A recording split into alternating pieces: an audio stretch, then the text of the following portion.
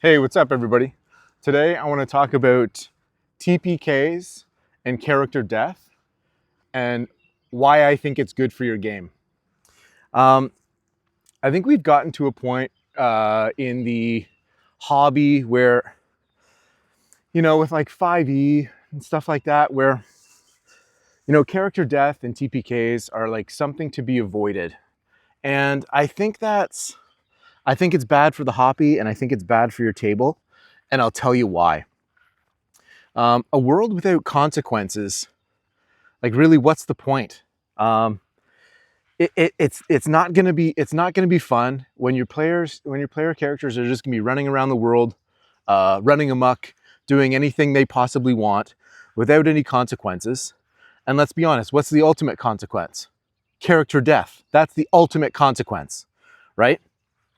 So when you've got players running around doing whatever they want, and there's no real stakes involved.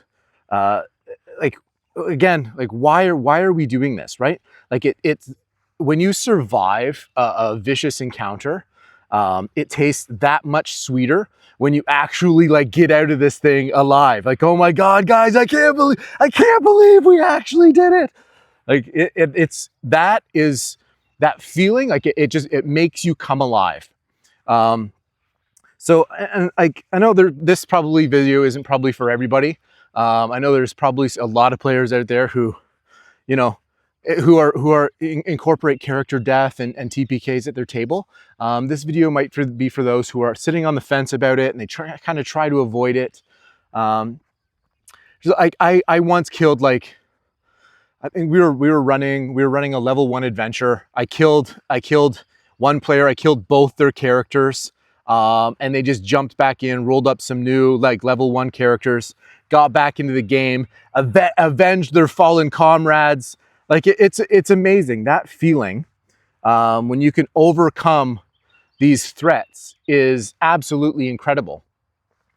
And like don't get me wrong, I'm not saying you should be gunning for a TPK or intentionally trying to kill your players, unless that's part of like a story arc that you're trying to build out. But just like your characters, they're going to be like earning the rewards. Like if they want a magical item, or they want to go on a quest to retrieve something, or they want to get more powerful, like these things need to be earned. Because if you're just giving them to them, what's the point? So just like these items are going to be earned, character death or TPK should also be earned. And it should be earned through poor decision making, not assessing proper risks, inexperience, bad dice rolls, right? These are the things that can kill your characters or the entire party. Not knowing when to run. I think a lot of like modern gamers in the hobby, they talk about encounter balance. And this is what I love about Dungeon Crawl Classics, is just throw balance out the window. Get rid of the idea. With proper descriptions of what your party is going to be possibly encountering or fighting, your party should know whether or not they should be running or not. Like if they're fighting like a hill giant who's got 2 clubs, it's like 30 feet tall, and it's just laying waste to the area around them, and they're like level 1 characters. They should probably know that they're going to be outgunned. They're going to get one shot by this hill giant. Like, what are level 1 characters doing fighting a hill giant? You know what I mean? They should be kind of like sussing out the situation. And if one of their characters falls and dies, do they just stand there and go toe-to-toe? Like, is the cleric just going to stand there and go toe-to-toe? You know what I mean? And by not allowing these real-world consequences, your players aren't learning. They're not getting better at the game. Their dungeon crawling IQ is not growing. You're not allowing them the opportunity to fail and to learn from those failures. So I love it, like as a judge, when I can see like the wheels rolling in the players' minds of like, oh my God, okay, how are we going to do this? Can we do this? Like it's very, I don't know, I find it very fulfilling.